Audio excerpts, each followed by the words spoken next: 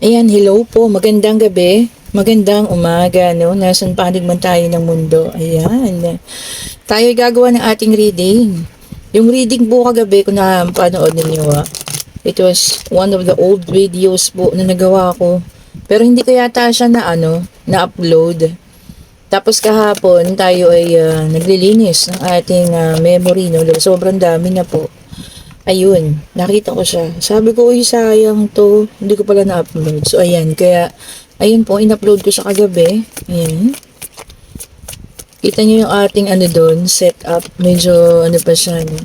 Luma-lumay pa. Luma pa talaga. As in, yun ang aking mga unang-unang mga videos. Ayan.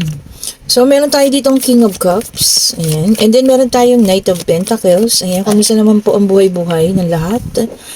Meron tayong Two of Pentacles. Ayan.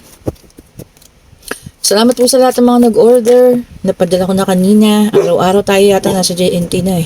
No? Ayan. And then meron tayo ditong Seven of Cups. Ayan. Pasensya na kay Pipoy. Nag-iingay. Uy, meron tayong Just Strength. Okay. Check pa nga natin. Si Pipoy. Popoy. Okay. And then, meron tayong ditong King of Wands, pero naunang bumaba ang ating Five of Swords. Okay. Sige nga. Check nga natin. Oops. And then, meron tayo ditong The Hierophant. Okay. Sige. Sige. Sige, sige. Okay po. So, i-check natin ang energy kung kanina naman tong energy na ito. Ayan.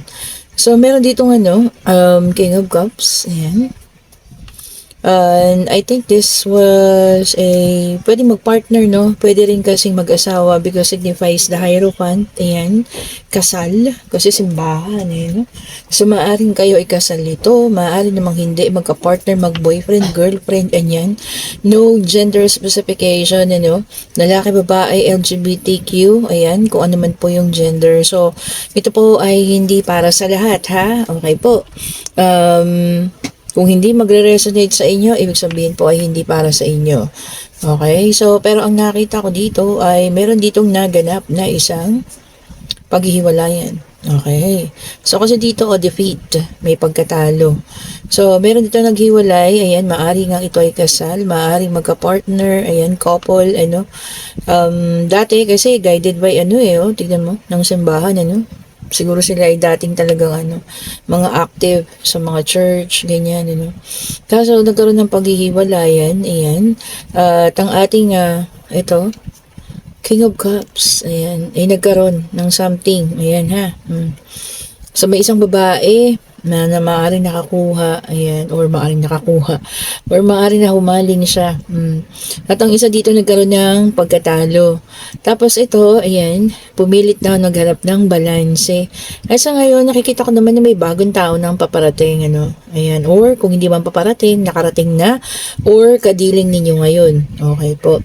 Kaya lang, ang problema, itong ating Bruhilda, itago natin po sa pangalang Bruhilda, ha? Okay po. Hindi ko malaman kung bakit sa inyo ay talagang ikaw at ikaw pa rin yung sabihin natin pinagagalit niya, ayan, dun sa person ninyo. Nakuha niya na nga, pero ayun, galit na galit pa rin siya sa'yo, ayan. So, mag-ingat-ingat po, ha. Baka sakaling may gawin sa inyo itong bahay ito. Physical man, ayan, or ipahiya kayo sa social media, ayan ha. So, yun ang hindi maganda, Minsan kasi may mga taong ganun, at specifically babae, ha. Nakuha nyo na yung gusto ninyo. Kaya lang kung nakikita nyo sa partner ninyo, ito sa ating King of Cups, na parang may nakikita tayo na damdamin pa rin dun sa isa, Yun ang ikinagagalit niya. Ayan ha. Oh, see? So, hanggang ngayon, gigil na gigil pa rin sa'yo. Itong si Bruhilda, si Bruha, ha? Ayan. So, ingat-ingat po, ha? Baka kasi merong gawin, So, ayan. Pinag-iingat din, And, sabi nga dito,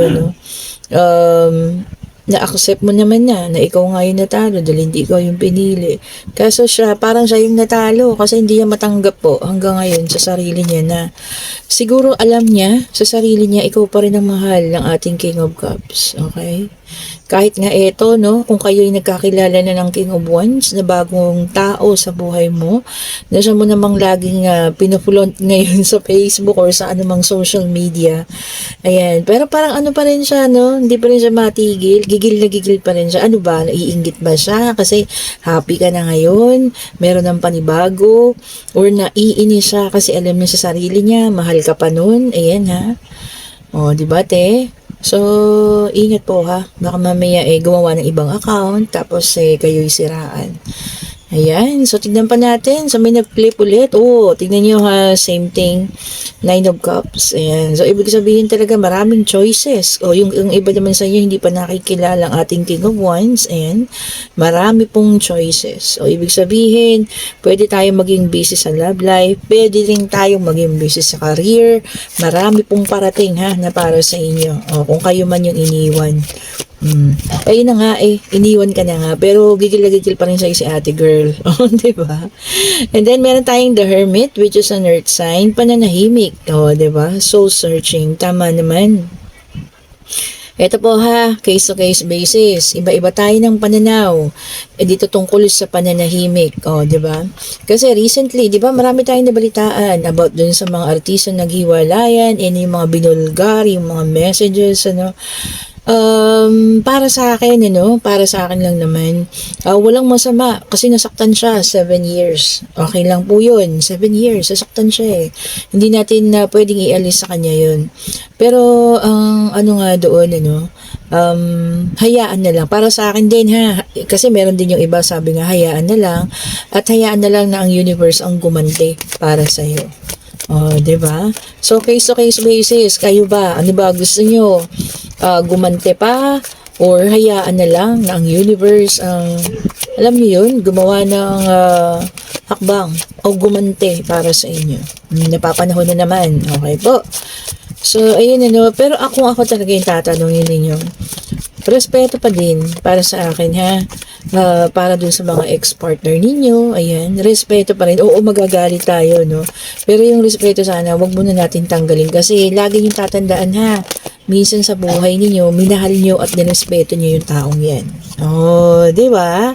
Okay, and then meron tayong the Hangman, which is a water sign. Okay po, lumabas na ang earth, water na naman ito. Ayan. Mag-pause. Huminto. Di ba?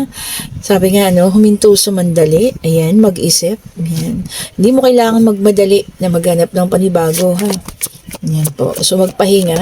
Okay po, ikalma muna ang isip at puso. Di ba? And then, meron tayong the Justice, which is an air sign. Earth, water, and air. Si fire na lang ang kulang, ha? So, justice. Di ba, parang ito na rin yung isang way na sinasabing pinaka-justice na nakuha mo.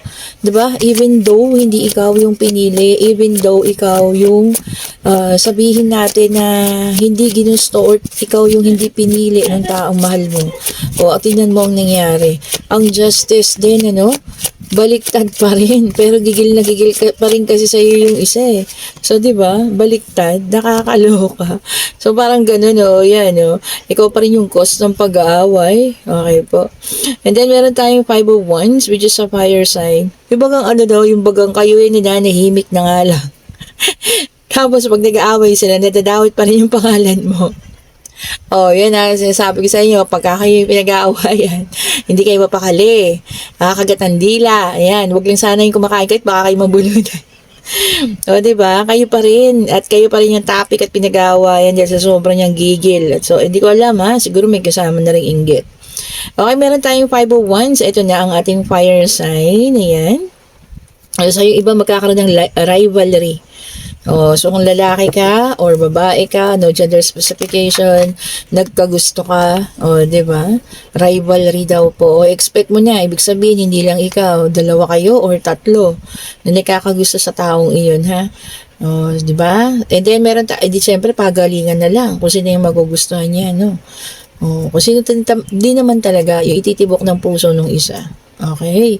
Ipakita mo lang talaga kung sino ka at alam kong ikaw at ikaw pa rin naman yung tatanggapin. And then, meron tayong Wheel of Fortune, fire sign ulit. Ayan, good luck. Oh, para sa lahat na to ha, parating na ang magandang kapalaran. Oh, di ba? Ang magandang karma, good karma is coming po ha, sa lahat ng mga nakagawa ng kabutihan ng mga nakaraan. So, eto na, no?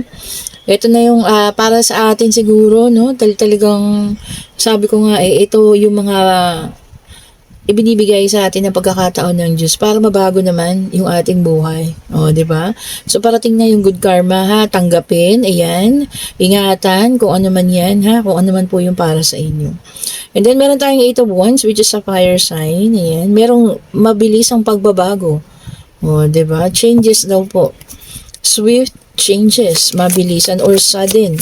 No, kung kanino man to mag-a-apply ha, sana yung pagbabago na yun maayos. Or bigla kang mananalo sa loto, yayaman ka. O di ba mas maganda yun? Di ba i-claim na po natin yan. Sige nga magsitaya sa loto, baka yun ang malaking pagbabago ha. Okay po, hindi ko sinabing magsugal kayo ha. O yung sugal na ano ha. Okay po, taya lang kayo sa loto baka sakali. Huwag niyo na po akong tanungin ng numero, Diyos ko baka mamaya mapuno na naman ang aking message section sa inbox ko sa Facebook. Magtatanong ng numero, naku po wala po akong binibigay ha. Eto sige, bigyan ko kayo ng tip, tayaan nyo birthday nyo ngayon. Oh, yan ha. At sana po ay may manalo sa inyo. No? Yan, tayaan nyo birthday ninyo. Ayan. Sige, hala sige. Okay po, tignan natin. Sana yung maganda yung pagbabago na yun. Okay, at ito ay talagang umaalwas. Ayan. Using nga natin yung ating mga card. Nagmamadali rin yung ating mga card no?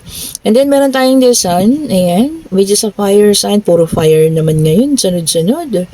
Okay po. Yung iba makakaranas ng feeling down, sadness, pagkalungkot. Siguro dahil sa season, may mga taong mamimiss, ayan. Maaring ma-homesick, no?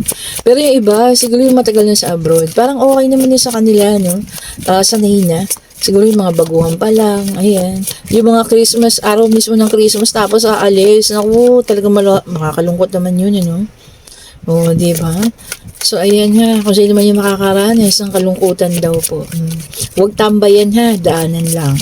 Hindi masamang malungkot, pero huwag niyo pong isabuhay, okay? And then, meron tayo dito, King of Swords, Knight of Swords, sorry po. Pagkapagod, burnout, restlessness. May makakaranas ng ganyan ha. Siguro dahil sa holiday season, kung ikaw ay may negosyo, sobrang dami ng order. Kung nagtatrabaho naman, lalo na yung sa mga department store, sobrang daming tao, di ba? So ayan, matuto magpahinga rin po ha. Mag-relax, pahinga, ayan. And then, meron tayong Page of Swords, which is an air sign. May makakaisip ng mga bagong idea. Meron ding tao mako-curious sa kung ano man ha. Kasi curiosity unfolds daw po. So, kung ano man yun, maaring aalamin nyo ang isang bagay, dahil sobrang pagka-curious ninyo. And ito na, the High Priestess, aandar kasi yung pagka-High Priestess ninyo. So, ibig sabihin, may naiisip, merong kinukutob. Aalamin kung ano man, kung totoo ba ito, ha? Okay. So, ang iba talaga, pag kinutuban, ibig sabihin, tumpak yun. Okay po. Kung sino pong gusto magpa-schedule ng reading, ha? Pwede po ako ng Martes ng gabi. Ayan. Tuesday night, pwede po tayo ha. Hindi po ako pwede ng hapon at umaga dahil tayo po ay may pupuntahan. Pero sa araw ng Miyerkules po, buong araw po ay po pwede tayo. Okay po, pa-schedule na po kayo ngayon ha. Ayan, may mga ilan na naka-schedule ng Miyerkules pero pwede pa natin dagdagan yan. At pwede po ng Tuesday ng gabi. Okay po, and then meron tayong 10 of Wands which is a fire sign. Ayan. Sabi dito, magkakaroon ng sabi niya, stress. Naku, talagang pagod po talaga ngayon, Carrying too much, daw po, stress. Sobrang pagkapagod, maharamdaman. Oo nga, Ako, minsan, ko na lang po, tulog. Ayan. So, pag ako'y natulog, ayan yan, nakakuha ko ng 8 oras. Ayun. Sarap na nun. Na po yun sa akin. Parang pagkagising ko, okay na po ako nun. And then, the tower, which is a fire sign. Ayan. O, talagang meron pong pagbabago ha. Mabilisan, 2 beses lumabas kung ano man ito. And revelation talaga. So may malalaman na naman. Ano na naman ito na inyong malalaman, ano? Kung ano man yan, sana maganda, no? Hindi ganun na masakit na naman tayo masasaktan, ano? Sana maganda po. Okay po. Kung ano man ito na darating po ngayon, ano? And then, meron tayong Two of Wands, which is a fire sign. Okay po. May pagpaplano ang iba. Ayan. Maaring pag-alis. Ayan. Maaring sa business or pagnenegosyo. Maaring meron ding isang tatapusin na bagay. Ayan. Meron din pong pag-travel. Ayan. Hindi na talaga maiwasan ng pag-travel. And meron ding goals for happiness and manifestation. Oh, ang ganda no. Ang dami ng Two of Wands. And then, meron tayong Three of Cups in reverse, which is a water sign. Okay po. So, ito, sabi rito, alone time. Ayaw muna. Okay? Tapos, meron daw sabi niya, gossip. Meron ka malalaman na chismis. Ano ba yan? Okay po, baka may magbabalita sa inyo kung ano ha. Maaaring ikasama ng loob mo, maaaring ikalungkot mo. Okay po. So, kung ano pa po yan ha. Okay po. So, yun no. Pananahimik ng ilan. Ayan. So, kung ano man. Okay lang yan. Self-isolation muna. No? Kung ano man yung maralaman niyo raw po na kwento or balita. Ayan. Tama lang. Manahimik muna po ha. And then, meron tayong the chariot, which is a water sign. Ayan. So, may movement. Meron ding progress. Ayan. Paggalaw. Okay po. Kung ano man, aalis. Ayan. May movement. May pupuntahan. Merong paglago ng isang negosyo or pagganda ng kita. No? So, kung ano man po yan ha na inyo pong mararanasan po. Sana maging maganda. No? Puro positive lahat. Okay. So, kung sino man yung nakaranas dito sa ating the situational reading, no? Kung ikaw ito na talagang hanggang ngayon igigil na gigil pa rin sa'yo, yung tao na nakaagaw doon sa partner mo, no?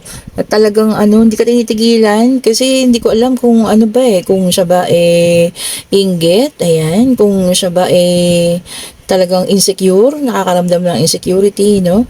So, yun no? Kaya hindi kanya talaga din matigilan. At ikaw pa rin po yung nagiging cause ng kanilang pag-aaway. Okay? So, ayan ha, ingat-ingat, yun lang. Huwag agad-agad mag-accept ng mga friend request na hindi kilala, no? Baka yan na yun. Gusto makita kung ano nangyayari sa buhay mo, no? Gustong chumismis, di ba? So, ingatan po ha. Ingatan ninyo ang inyong mga sarili sa mga ganong klase ng tao.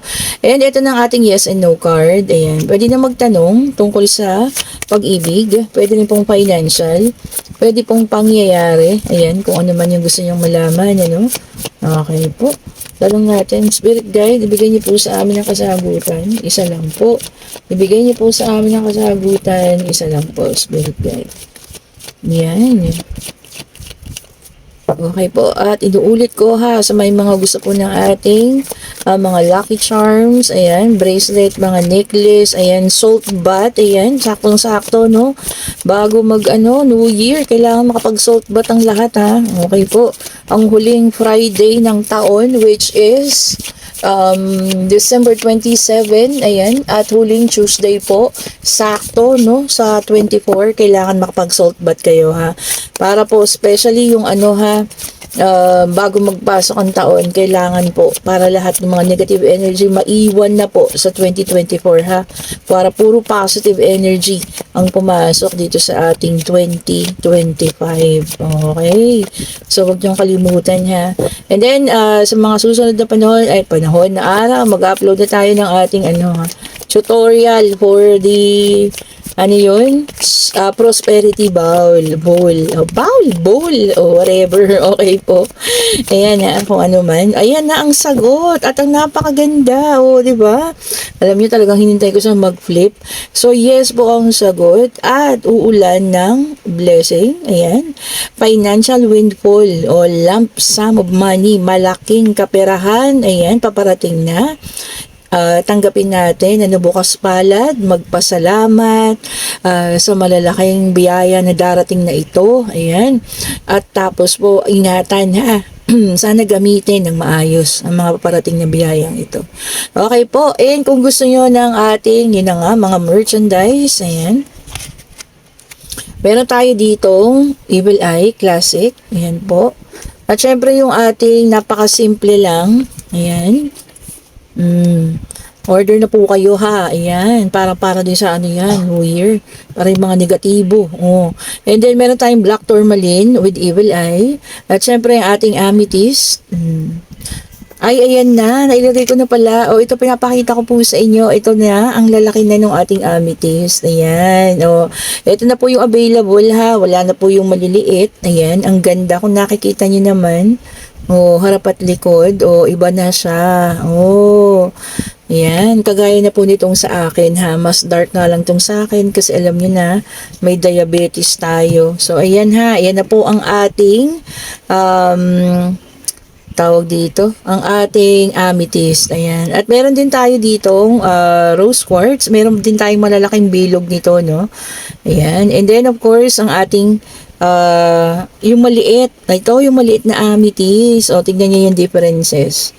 Oh, tignan nyo, see? Oh, ayan. Pero pwede pa naman kayo magsabi kung gusto niyo yung maliit lang or yung malaking bilog. So, ayan po ha. Depende kung ano yung mataypan ninyo kung kayo yung order. At syempre, ang ating citrine, napaka-powerful na citrine. Ayan, wala nang dapat patunayan. At ang ating jade, ayan, meron pa rin po tayo nitong jade na ito, yung rainbow jade. Maganda rin siya. And of course, itong ating combination, Black Tourmaline at saka Tiger Eye. And ito po ang ating Tiger Eye lang. Ayan.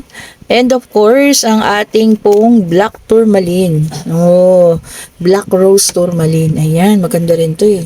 Okay po, ang ating Black Rose Tourmaline.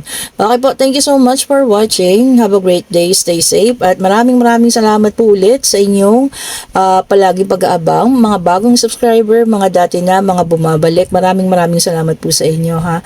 Stay safe po sa lahat. Happy Monday. Ayan, napaka-traffic na Monday. Hindi na yata matatapos. Have a great day po ulit. Bye-bye po sa inyo.